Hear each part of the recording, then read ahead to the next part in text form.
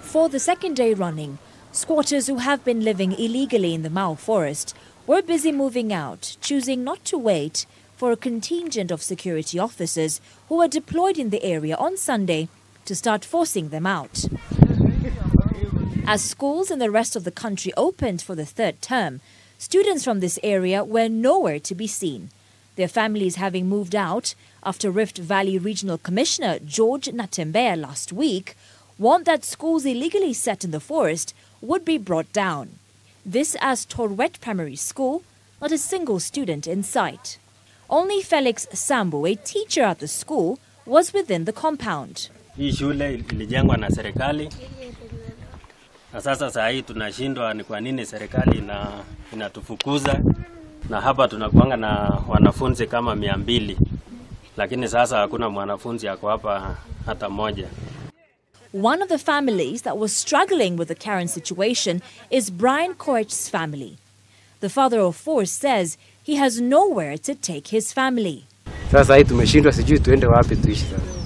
Sasa tunaenda tu njia penye tumepata. Yametupea fidia hata tukae siku 2-3. Tunasonga mbele. Mvua inataka kunyesha na hakuna mahali tunaenda. Hakuna mahali watoto wanaenda. Mpaka wazazi. Sasa watu wazimu, lakini watoto wadogo kama hao hakuna mahali wanaenda.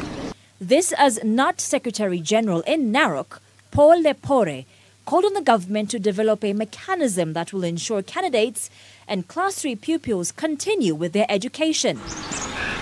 Meanwhile, sources tell K24 that a high-level meeting between the president and officials spearheading the eviction took place at State House, where the president was briefed on the progress and how the team plans to ensure the eviction is done in a humane way.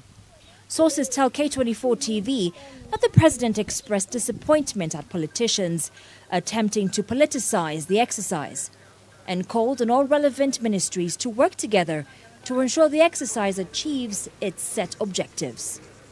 Political leaders from the Rift Valley, mostly from the Kalenjin Nation, have opposed the exercise, saying it will render hundreds of families homeless. The leaders have called on the president to open channels of dialogue in order to ensure many of the families are not disenfranchised. Karen Karimi, K24 TV.